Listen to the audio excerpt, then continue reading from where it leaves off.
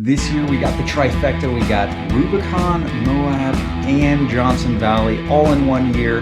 Huge success right here.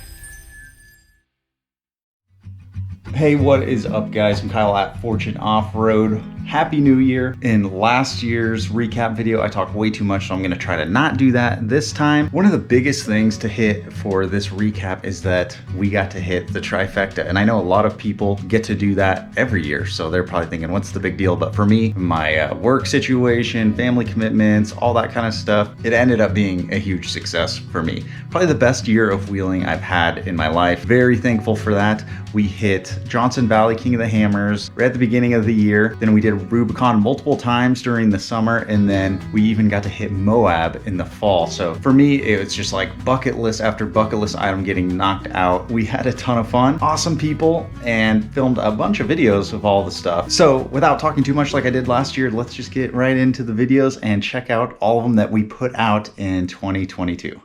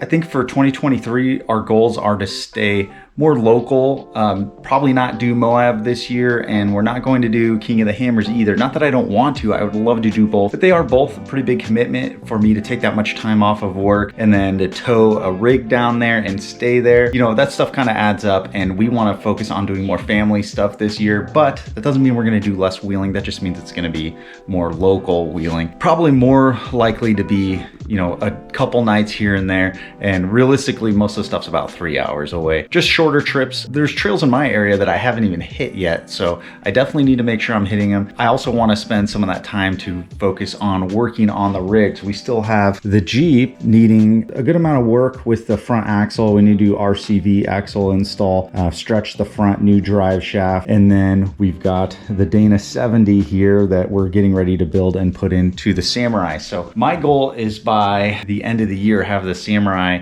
completely done, but we're not going to tear it apart and start start building it yet until I have more parts, basically at least a Dana 60 front and this Dana 70 ready to go in, and then we'll start tearing the Samurai apart. So we still got some time collecting parts and all that. We might even be experimenting with modding the Geo Metro out for some fuel mileage savings and, you know, all that stuff. So trying to get kind of a more broader channel going on here. We also have Frankie and his 4Runner, so if he ever wants to build that again, Frankie, you should be working on it right now, not watching this video. Get that thing ready to go too, because since the Rubicon last summer, he's had a couple mechanical things that needed to be fixed, and he's super busy too. He's getting married soon, so we've got a ton of stuff to work on, and we're not slowing down. We're just doing more, and we're going to be doing it in a little bit different way. So thank you guys very much for hanging out with us this whole time. It's been a blast, been great to meet you guys. Put something down in the comments, hit us up on Instagram. Hope you guys have an awesome 2023.